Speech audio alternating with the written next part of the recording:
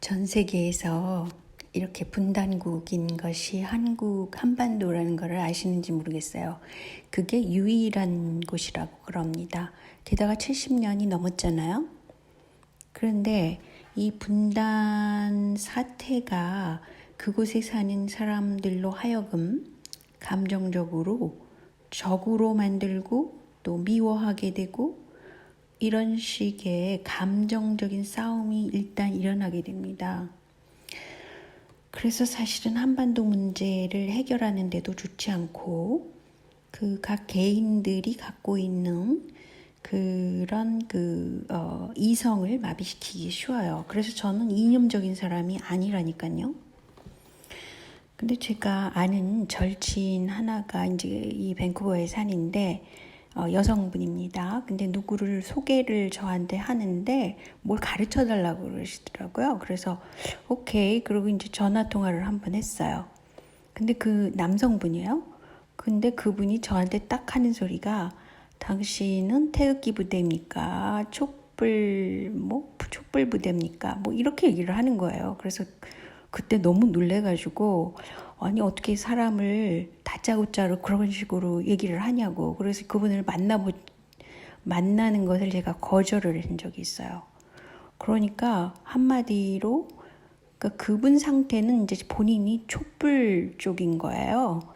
그리고 이제 소위 좌파라는 그쪽으로 가 있는 사람인데 아무리 그랬다 하더라도 어떻게 사람을 그런 식으로 초장에 구분을 지으면서 자기가 선호해야 되는지 말아야 되는지 그 선과 악을 구분시킬 수가 있습니까?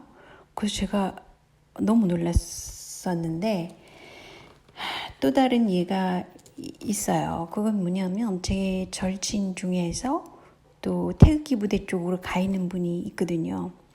그러니까 저는 양쪽에 하나는 태극기 부대, 하나는 굉장히 좌파적인 생각을 하는 그런 사람도 있어요. 그러니까 제가 중간에서 얼마나 보기가 좀 안쓰럽죠. 그건 뭐냐면 이 양쪽 진영에서 다들 순수하시고 순진하신 분이에요. 그러니까 단지 이념적으로 어느 한쪽을 미워한다는 데 있는 거죠. 그러니까 미움이라는 게 이렇게 강한 거구나라고 저는 아주 피부적으로 매일 느끼는 거죠. 그래서 우리가 보다 이성적으로 어떤 사태를 객관화시킬 필요가 있어요. 특히 한국 사람이면 그런 객관화된 그런 과정을 그런 거를 많이 연습할 필요가 있죠. 그런데 제가 아주 흥미로운 자료가 다음 아이분에 있더라고요. 그래서 제가 소개하려고 하나 더 녹음을 하게 됐는데 지금 현재 이제 미국에서 핫한 이슈로 긴즈버그라는 이렇게 생기신 분이 연방 대법관이신 분이 암에 걸려가지고 이제 사망을 했죠. 근데 이 긴즈버그는 굉장히 진보적인 사람이거든요. 그래서 법을 이렇게 결정할 때 얼마나 이게 심각한 문제였는지 몰라요.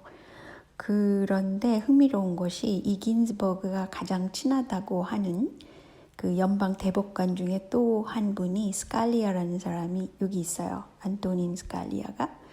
근데 이 사람은 가장 보수적인 사람이래요. 얼마나 흥미롭지 않아요? 이거 보면 제가 너무너무 흥미로웠는데 한 사람은 가장 진보적인 사람이에요. 긴즈버그가.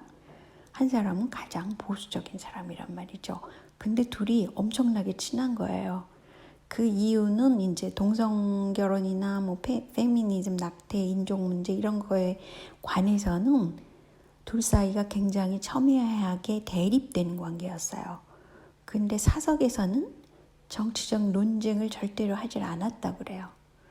그러면서 우정을 다짐했는데 스칼리아가 뭐라 그랬냐면 생각을 공격하는 것이지 사람을 공격하는 것은 아니다. 그거 있잖아요. 죄가 문제이지 사람이 문제는 아니다라고 얘기 한국에서는 많이 하잖아요. 그리고 뭐라 그랬냐면 하나 덧붙이기를 아주 훌륭한 사람도 매우 어리석은 생각을 가질 때가 있다라고 이제 이 사람이 농담을 좋아하고 이 둘 사이는 그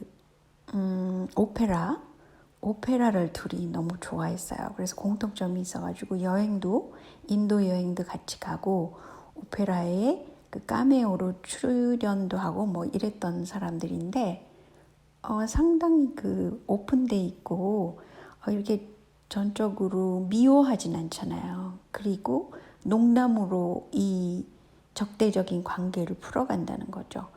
굉장히 멋있다고 생각해요. 이런 관계라는 것이. 근데 한국은 이제 70년 넘게 이 이념 전쟁을 하다가 보니까 또 특히 한국에서는 그 서북 그 기독교 계통이 이제 사실은 김일성 일가는 그 기독교 집안이었잖아요.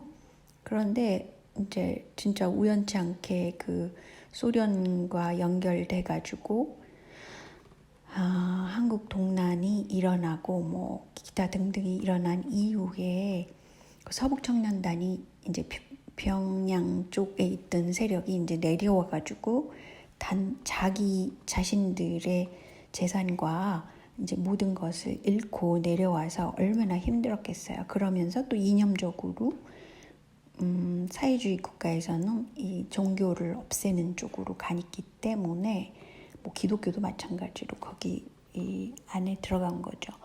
그래서 이 그 남한에 내려와서 한 일이 굉장히 과격한 일을 또 많이 했었잖아요. 때문에 이런 갈등이 심화되고 그랬던 것 같아요. 제가 보기에는. 근데 어쨌든 한국 분들은 이 이념전에서 벗어나서 그냥 인간적인 정의라든가 뭐 같이 민족이니까라든가 또는 하다못해 유머로서 풀어가는 그런 시기가 저는 빨리 와야 된다고 생각하는데 그런 시기를 갖기가 진짜 어려운 것 같아요. 특히 이번 사건을 보면 이 연평도 이 사건을 보더라도 그 이념적으로 이제 또 굉장히 공방하기가 쉽잖아요. 적을 만들기가 쉽기 때문에 야당 측에서는 또 한바탕 또 말로써 대적하게 되겠죠. 뭐 이런 것들이 사실은 혼돈의 사회를 만들기 때문에 바벨탑을 쌓던 그런 혼돈의 사회를 만들기가 너무 쉬운 거예요. 카오스적이죠. 그래서 저는 이념적인 것에서 되도록 빨리 벗어나야 된다고 생각하는 사람입니다. 그런데 이제 실질적으로 이제 얘기할 것이 뭐가 있냐. 지금 종전선언을 제가 이전 동영상에서 미국의 양당 모두 종전선언은 반대한다고 그랬잖아요. 그리고 그걸 보면은 국방수권 법안 최종안에서도 종전선언을 제외시켰어요. 미국에서. 국회의 힘이 크기 때문에 미국에서도. 근데 흥미로운 거는 프랑스의 마크롱 있잖아요. 이 사람이 상당히 프랑스가 세계화 세력이거든요. 그런데 이 북한이 완전한 비핵화를 해야 된다라는 것을 또 얘기를 했다고 그래요. 그래서 마크롱이 이렇게 세계화 세력으로서 상당히 그 유럽에서도 한가닥 하는데 그런 역할을 하고 있구나라고 생각을 했어요. 근데 제가 이전 동영상에서 그 diazel.com인가 이렇게 읽어야 되는지는 모르겠지만 이것을 소개하면서 한국이 2025년도에 인구도 축소되고 그 경제 상황도 굉장히 안 좋아진다는 것을 언급을 했잖아요. 그런데 이것을 제가 다시 한번 보니까요. 거기서 지금 현재 2017년 상황에서는 인구수로 볼 때는 이제 중국이 앞서기 때문에 이렇게 놓은 것 같아요. 그래서 중국의 힘에 대해서 이렇게 강조를 했고요. 그 다음에 미국 해갖고 쫙 놨는데 2025년도 거를 보니까요. 국가별로 중국이 가장 잘 버텼다.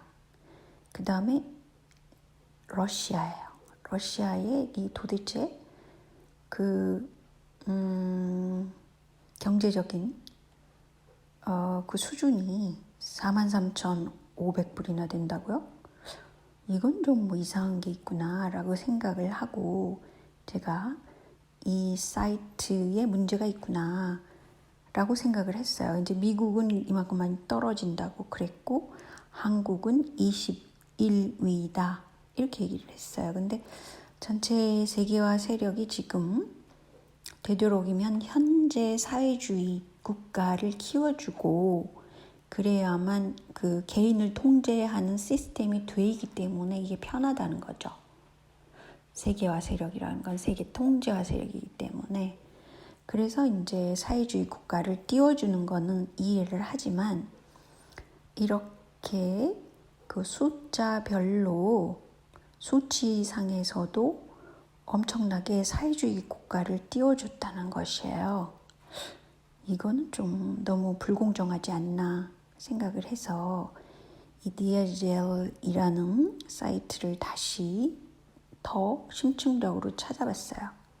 그랬더니 이 세계 통제화 세력이 딥스테이트라고 그러잖아요. 뭐 CIA나 국방부, 미국 국방부, 뭐 월드뱅크 이런 게 다 연관돼 있는데 이 총체적으로 이걸 딥스테이트라고 그러죠.